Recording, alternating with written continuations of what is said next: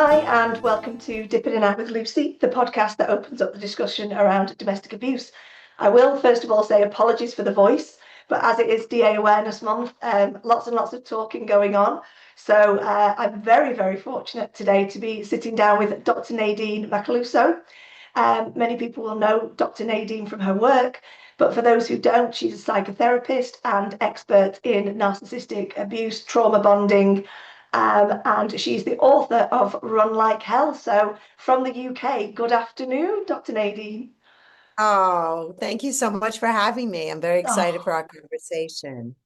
thank you. Well, if you wouldn't mind explaining to people, and one thing I haven't mentioned there is actually, because to me it's part of obviously your story, is that That's you are correct. the real life ex-wife of the Wolf of Wall Street. Correct, Yeah, correct. Yes, yeah, I am. Yeah, that's how my journey began, right? At yeah, 22 years old, I met him and entered into the, unbeknownst to me, the quintessential trauma bond. yeah, yeah.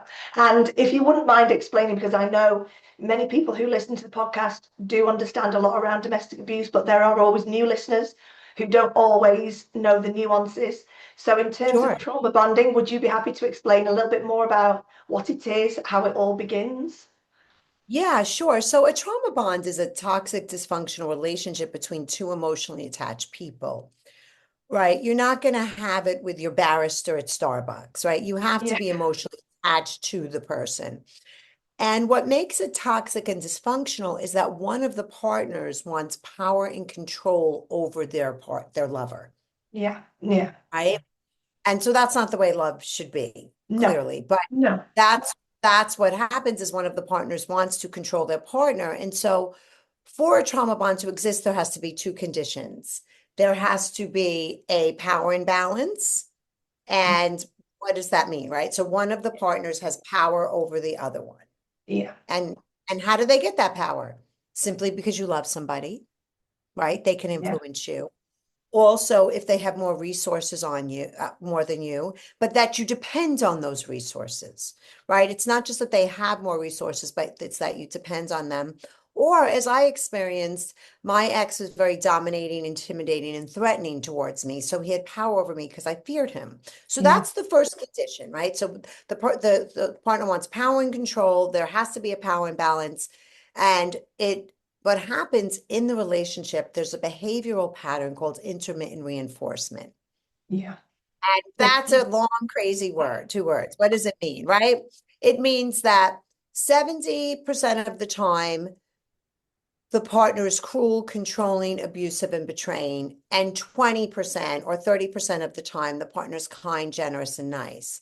Yeah, And so it's those extreme experiences of kindness and cruelty that actually create extreme feelings yeah. inside of us that actually create the bond. Yeah, yeah, absolutely. And that's a brilliant way of explaining it is that intermittent, I think for a lot of Yeah, people, the misconception is it's always abusive, it's that's right. always negative, and actually that's not the case at all. Very, very often it is the love and from the victim's perspective, the love, the compassion, the Yes, understanding. And from the perpetrator's perspective, it's I'm just going to keep you in this cycle and I'll apologize in a certain way occasionally. It may be, well, you drove me to it, etc. right. Which is their idea of apologizing. But it is that Correct. intermittent. And I think that's why it's so hard when somebody leaves and I always say, it's never that straightforward. Not everybody can leave. There's lots of various reasons why somebody can't. If it's like you say about the dependency, it could be financial, etc. Um, but actually, if somebody can leave the relationship and is able to, how do you then unpick all that? Because that's what's become your normal. That to you is a That's normal right. relationship, isn't it? So when That's right. society judges and says, well, why didn't you just leave? But why would you assume somebody could? And that's what Right. I always think. Yeah, Yeah. And also, women don't leave. We know it's the most dangerous time is when a yeah, woman leaves, right? They don't leave because of fear. They don't leave because of dependency, financial dependency. Maybe they have children. Um, there's a lot of reasons. And the abuser is not abusive all the time. So what happens is that time when I say they show up as Romeo or Dirty John. So when they yeah, show up as Romeo, that's hope. Hope is the hook. So Mm. you're like, oh, there he is. Oh, okay. He's really not that bad. And then also they do blame you for everything. Yeah, yeah. And they often say they're going to change. They offer promises to change. So it's very complex Yeah, dynamic. it is hugely so. And I love what you just said there. And it's something I always come back to is that hope element. And I think for those who have experienced abuse and are hopefully coming out the other side, hope is everything, isn't it? Hope that you can have a healthy relationship on your terms when you're ready. It doesn't have to be as soon as you leave one relationship and enter into another. Right, I often say to people, take that time for you because this is your time. Work out what your boundaries are. And if somebody isn't willing to acknowledge those or respect those, then they're not the person for you. Because if they do that's right. respect you, then, it's don't tell me, show me, as my dad would Right. say. That's right. That's right. I always say I'm not in the tell me phase, I'm in the show me phase. Absolutely, absolutely. And I think it's so important that a few years ago, talking like this just wouldn't have Yeah. happened. It's No. so taboo to talk about abuse. No, no, no. And I think, again, it comes back to that societal, but it doesn't impact me. But I always say to people, how do you know? Because if you think that's your normal, and let's unpick what isn't normal in a relationship, and then you see Right. people that light bulb moment go, oh my God, that isn't normal. It's No, frightening. that Yeah, isn't normal. Yeah. yeah. And I think, so tell us a little bit more about your book as well, your fabulous book. Yeah, so I wrote a book, got published in 2024 called Run Like Hell. Love And that what title. happened was that I had a private practice in Los Angeles and I really didn't want to have a specialty. This wasn't like this was going to be my specialty. Now you'd think it would have been obvious based upon my past, but Yeah, but it wasn't. And so what happened, all these smart, bright, beautiful, kind, empathetic women were coming into my practice experiencing coercive control, right? yeah, Which is an invisible form of abuse where the partner is intimidating, dominating, threatening, isolating, pressuring you to have sex, pressuring you around money, right?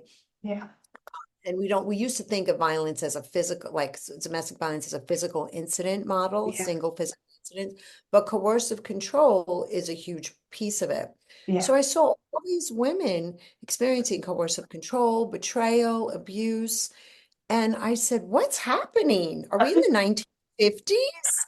And that's when I went back to the research, being a true academic, and understood about coercive control, trauma bonds, dark tetrad, intermittent reinforcement. And I wanted to learn about all these things. And so I packaged it into a book where in the first section, I talk about what a trauma bond is, the pathological predatory partner, who's the victim. And then the middle section, I talk about the symptoms, Mm. why do women leave, and how to leave safely. And then the third section is how to heal. Oh, I love that. I love that. And that's the part that many victims forget about. You need That's that right. time to heal. And it looks That's different for everybody, doesn't it? It's very much on your terms, your time. I always say that to people I worked for my local charity, my local domestic abuse charity a few years ago, and not everybody's ready at the same time.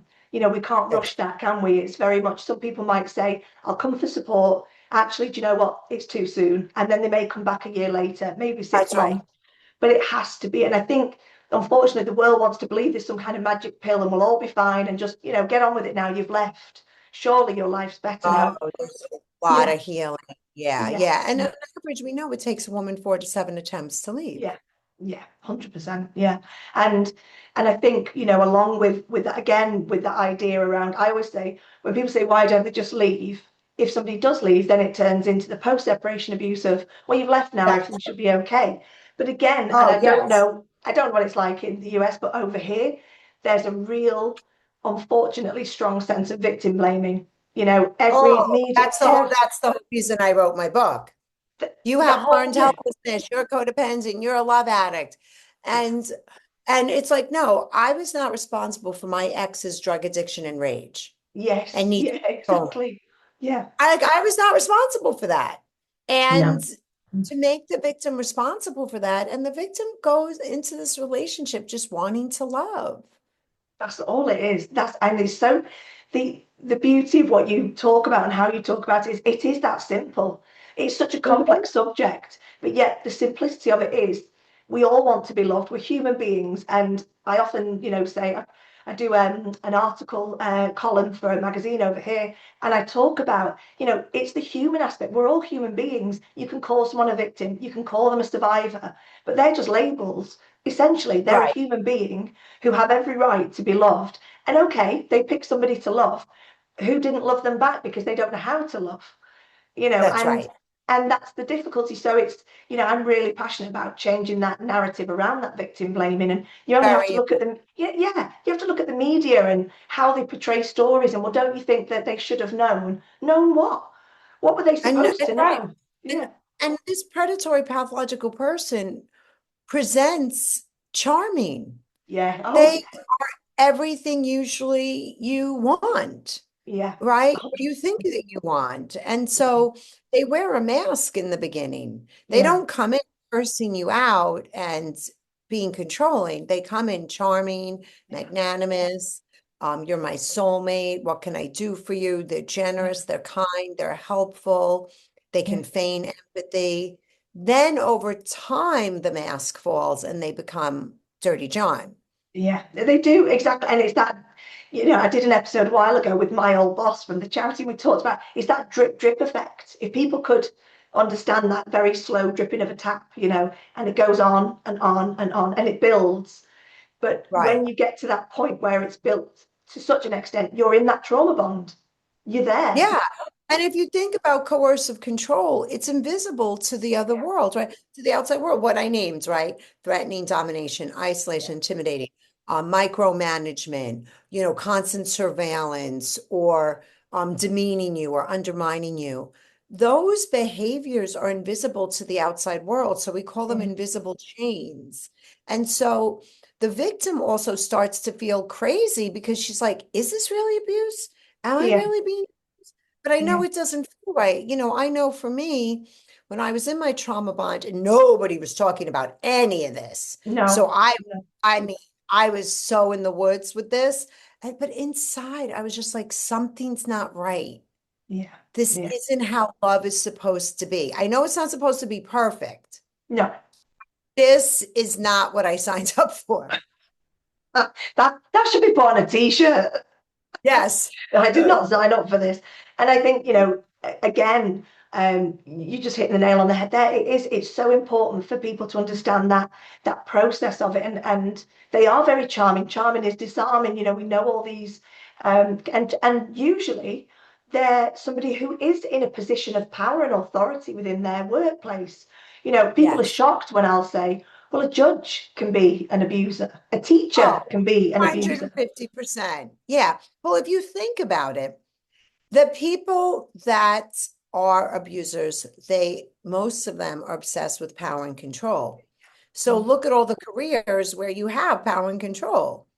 A judge absolutely. is a huge one. Yeah. And Yeah. there's so many of them, pastors, priests. Yeah. Hiding Um, behind that mask. and not to Yeah. say that they're all, of course not. We're not No, general at no. all. But these It's people different. want power and control and they're Yeah. drawn to positions of power. Yeah, absolutely. And that's what makes it so difficult because I think, again, we need to step away from the idea that a victim looks a certain way or is from a certain Right. demographic or, That's right. and that has to change because it can happen to anybody. And when I Anybody. started doing kind of the consultancy and I named my website You Don't Own Me after the Leslie Gore song because it's a bloody Yes. brilliant song. Great song. But again, but nobody should own anybody else and it can happen to anybody. Yeah, and Yeah, what I say about that is that when you think about healthy love, what is the components? Okay, the first component is, trust and tenderness and loyalty and empathy and respect, right? yeah, But there's a second piece to love that we don't talk about, and that's giving somebody the space to be who they are. yeah, yes, And in a yes. trauma bond, doesn't occur. In a toxic No, relationship, that doesn't occur. You have to be who they want you to be. You can't have your own needs. You can't have your own emotions. yeah, And that you can't really be different than them. No. it's they can't tolerate this term of it's called differentiation, where we're Mm, in relationships where we should be differentiated. We should be able to have our own autonomy and have yeah. agency. And Yeah. in this relationship, you actually get punished for autonomy. Yeah, exactly. And that's why I think you hear so many victims talk about it. It's like walking on eggshells because you daren't step outside that line of disagreeing with something or having an opinion. And it becomes over time easier in some ways to say, look, I'll just agree because that is going to stop the next argument. Or, you can That's right. sense when it's building. Yeah. And I That's think right. it's, and you've just said something there that I love as well. And it is like how I think all of us struggle at some point in our lives to know who we are. If we're going to sort of that existential, who are we? Why are we here? Yes. But somebody that's come Yeah. out of an abusive relationship, they're trying to find out who they were before they met that person, Yes. maybe unpick that, who they were when they were with the person and who they are now. And I think a lot of the time I try and talk about it as like moving forward because, very often when people I've talked to people about recovery, they'll say, well, I don't feel like I've had a cold, and I feel that that's how that explains it. Whereas moving forward is we take steps back. We know that when you come out of an abusive relationship, there's going to be days where you don't feel like you've made any progress, and that's fine. You're allowed those days, but That's also you can have the days where you feel like you're on top of the world. That's right. That's right. Because healing isn't linear, but healing is possible. And what happens is, when I'm sitting with women, of course, when they choose to leave is their choice alone, Yeah, right? yeah, I don't pressure anybody. This is a big decision. But when they do, so let's say they come to me and they say, I want to leave. I say, okay, if you've made this real internal decision that you have radical acceptance, you're in a trauma bond, you want to leave, but you're in the relationship still, you now have to wear the mask. yeah. You cannot let them see you coming. You have to now plan behind the scenes, right? Get your own credit card, get your own bank account, make sure you understand what the documents are, get some trauma informed help, right? Go to a domestic violence advocate, right? Somebody like yourself. I have an online community called Surthriver for $30 a month where women can join and get support and get support groups and education, right? So, but don't ever let them know that you want to leave. You have to No, prepare behind the scenes and then make your exit. yeah, definitely. Yeah, Very safety. important. Safety is first. Yeah, Don't, if they all of a sudden say, no, no, you know what? I had woman in one of my community, right? Like, well, my ex is like, no, we don't need to go to attorneys. Let's just do this amicably. And I was like, whoa, whoa, whoa, whoa, whoa. You can agree to his face about that, but you better get an attorney on the but side yes, that's guiding you yeah, because things with these people when you leave. Listen, let's think about it this way. If they wanted to have power and control over you, and now you're saying goodbye, yeah. how happy do you think they're going to be? Yeah, yeah, they're not going to take it well at They're not all. going to do well. No, that is so, so true. I love that. And it's important. I think so many people don't think that there's support out there. And I think knowing that you can make those plans, and I think something else you said before that's so true is it's that gut instinct.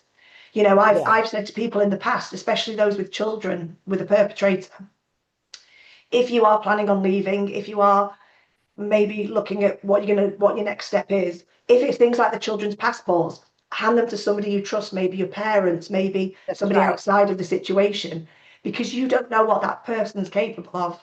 So if you go with your gut and say, documents that I need, maybe a marriage certificate so I can file for divorce, whatever. I've known people, perpetrators hide the marriage Oh, certificate. sure. So you can't, it makes it more difficult to divorce them. Take the Oh, yeah, passports, flee the they'll country. do anything. Yeah, Yeah. they'll do anything. Yeah, So so that, you yeah. have to be so prepared. Yeah. Just helped a woman leave after 33 years. Oh, amazing. And because she did it right, where she worked with me, she did all the work, all the documentation for 6 months behind the scenes. She Wow. got a great attorney. We got a temporary restraining order, got him removed from the house, got guns removed from the house. She's in the house. Now, it's still hard because divorced after all these times. Not that she wants to be with him, but she's dealing with kids and things. But now he's on his ass, Yeah. right? Yeah. You have to start with these people on the defense. You don't want Yeah. them on the offense. And that's why you have to be super prepared because then when you're done out, right, and you're managing the divorce or you're managing, now comes the deep work of healing. Yeah. Yeah. Absolutely. And you can do that much better from a place of strength. Like Yes. you say, instead of trying to, I've often said when people are, especially over here in the UK, if you're dealing with social services, the police, the family Oh, yeah. courts, you've got 50,000 places, you're trying to work, you're trying to, you've got children to take care of.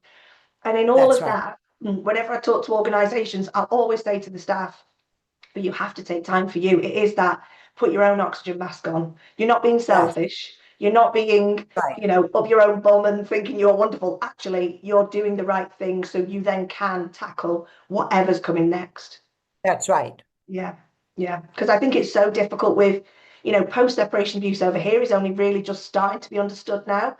And Mm. it's an area I'm massively passionate about because, again, people don't believe that once you've left, it can go on for 10, 15, 20 years, and sometimes for the rest Oh, of people's yeah. lives. And knowing that you do that from a place where you've taken time and have days where you say, enough's enough, I can't, today wasn't a great day, but you know what? I'll try again tomorrow. That's absolutely fine. You have to do That's what's right. right for That's you. right. That's right. That's right. And you know what? That's whenever the women are like, oh, Dr. Nay, I made a mistake. I screwed up. I did this. I'm like, you know what? Tomorrow's another day. You Exactly. have another chance. Yeah. Yeah. Exactly. And a chance you wouldn't have had if you'd have stayed. And that's, Definitely not. yeah, yeah. Yesterday I was working with somebody and I said, I've never had a woman who's left say to me, I'm so sad I've left. No, no, no, Have that you is ever? so, Have you? no, no, no, they're like Right? a new person, Right? yeah, My bag. No, I've never ever had a woman say that to me. that's so true, So it's like, don't, you have to think about that. But I have had plenty of women say, I'm so sad I stayed. yeah. And that's, do you know what, that's so true, because that's one of the saddest things I think for a lot of people is they feel like they've wasted so many years. And what I always try and say about that is, well, look at it this way, look at the children you have. That's Okay, right. the relationship That's right. wasn't what you wanted, what you needed, but Yes. it happened and you have beautiful children out of it. You're stronger. And so many people who've been through abuse end up working in this area because they know the importance of That's if you just help one other person, you wish you could have had that when you were in that situation. that's right. So, That's right. and then it That's right. Right. That's snowballs. right. Yeah. That's why I do it social media. That's why I wrote my book. That's why I have my community because therapy is expensive, right? And so I really Yeah. wanted to democratize what I do. And so we run 4 support groups a week. I bring in an expert every week to talk. I teach my book as a course Wow. once a week, and it's for $30 I because mean, I know you know, there's so much financial coercion and financial abuse yeah. and you need support while you're going through this. And I always say a trauma bond to break it is really hard. So Mm, that's why meditations and journal prompts and assessments and community. And it takes like you have to attack it. yeah. Because even if you leave, a major symptom of a trauma bond, even after you leave, is that you still long for your abuser, even though you know that he's bad for you. And that And doesn't people get talked about. That does not get talked know. about enough. And No. it's actually an atypical symptom of a trauma bond is that you've left, you're like, thank God I left. But then because there's kind of like a biochemical addiction from the intermittent reinforcements, the extreme dopamine and the extreme stress and adrenaline, that you crave them, and that's Mm. normal. But Yes. then get shamed again. So anybody listening to this, it's like, no, that's normal. That's where you have to have an accountability partner. That's Yeah. where you have to have a support group. That's where you have to really work on no contact and keeping them blocked because you will have times where you long for the abuser. And Mhm. that's scary because then you get afraid of relapse. But I'm here to tell you it's normal. Just don't give into it. Oh, I love that. And again, it really doesn't get talked about enough. It doesn't. It's so, so important that So whole important. idea. And because I think people are ashamed to say, I actually miss my abuser, or I miss the Yes. idea of the situation I was in. I thought, Right. Yeah, or you miss, or you're grieving the illusion of what you thought it could be. yes, absolutely. Absolutely. And I think, again, a lot of people think, but I invested 20, 30, 40 years, it can't all have been for nothing. But I think when that mindset shifts, and like you just said, you have the right community around you, you have the right people around you, you start to see that those years behind you aren't your best years.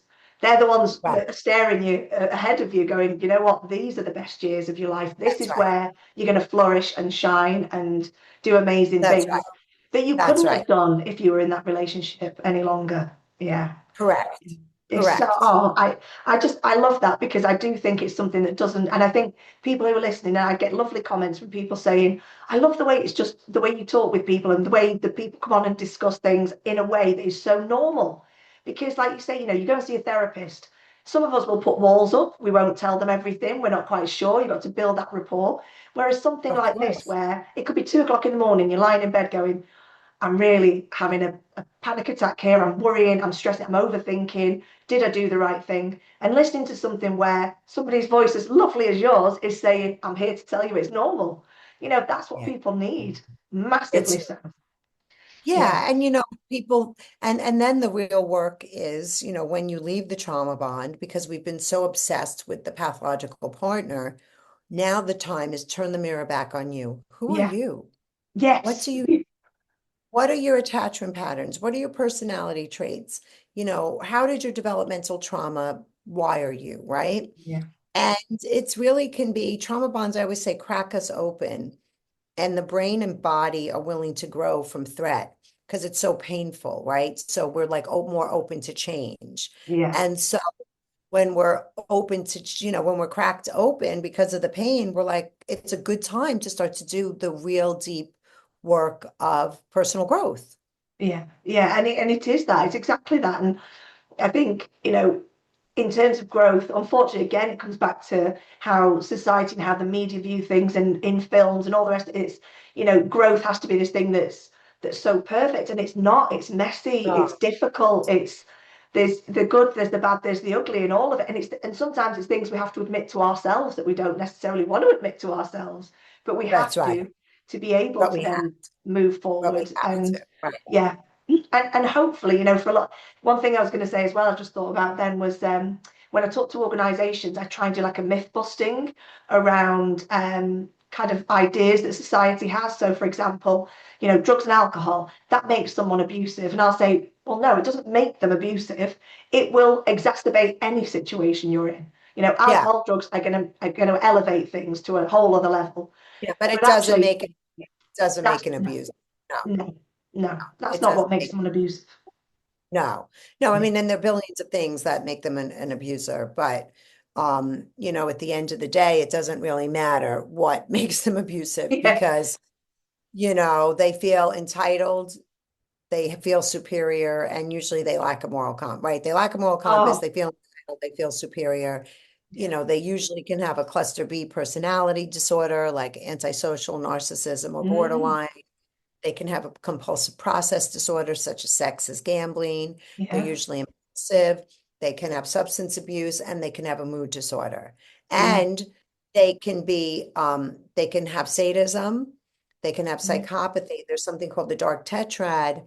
So they can have, which is psychopathy, Machiavellianism, which means they're highly manipulative, Yeah. sadism, narcissism. So, I mean, just look at all the things I just named that they can Yeah. have. Yeah. So how is a basic, a person who's not trained in psychology really supposed to dissect all of that, right? So Yeah. the second chapter in my book is called Is He Twisted or Tender, where I really unpack all the different personality traits and compulsive behaviors and impulsive behaviors that this person can have. Yeah. No, I love that. And like you say, you've just named some off the top of your head. And Right. that's why it's so complex and it's not That's right. straightforward. And very often to the outside world, I'm going to quote my mom now, is the street angel, house devil. To the Right. outside world, this I kind like of that. I never heard of that street yeah, angel. I don't know if it's a northern thing from up north in Manchester. I don't know, but I just know my mum has used that over the years, and I love it. And it's just sums them up. It It is. just sums it up. And then some of them are very overt, like my ex-husband. Some of them are covert, Yeah, right? They're much more obtuse about it. Their abuse is more low key. They're not yes, as cold and fearless, right? yeah, yeah, So they come in all different shapes and forms.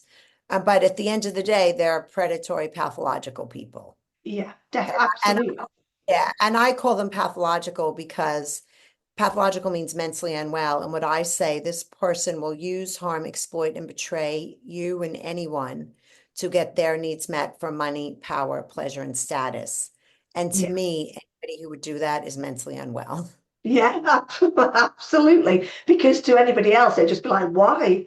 Why would Yeah, Why would you do that?" right. And I think another important area is in terms of children. I've realised over here the importance of children getting support when an abusive Yes, relationship has been in play.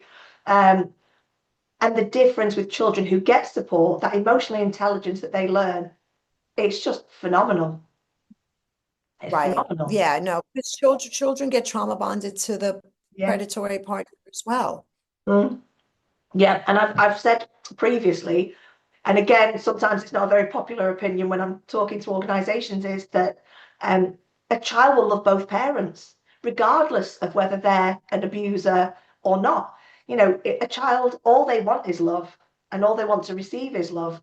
So they don't see the perpetrator as being anything other than that parent, and it's just, I think it is really important that children have, to a certain extent, obviously, if it's dangerous, then, there can't be Right. a relationship. But if there is a possibility of them having a relationship, but fully knowing what that person is, and I've said this to children before when I've worked with children, is you can love that parent, but you don't have to like that behavior. You don't have to accept that behavior. And I think that's something that needs to be kind of, to me, should be taught in schools, from a Yeah, very young yeah, age right up. But I think yeah. what Well, yeah, I mean, teaching, especially young girls about all of this, teenagers like about love and yeah, all these things that we're talking about, right, is super important because yeah, we know the high statistic is young girls 18 to 24, yeah, right, when they yeah, first get into it. When I was 22, when I first entered into my trauma bond. That doesn't mean it yeah. can't happen at any age. Of course it No, can.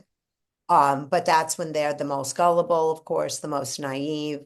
And I do believe that this education really needs to be taught. I mean, hence, why I wrote my book, right? yeah, yeah, I definitely. believe that education leads to empowerment.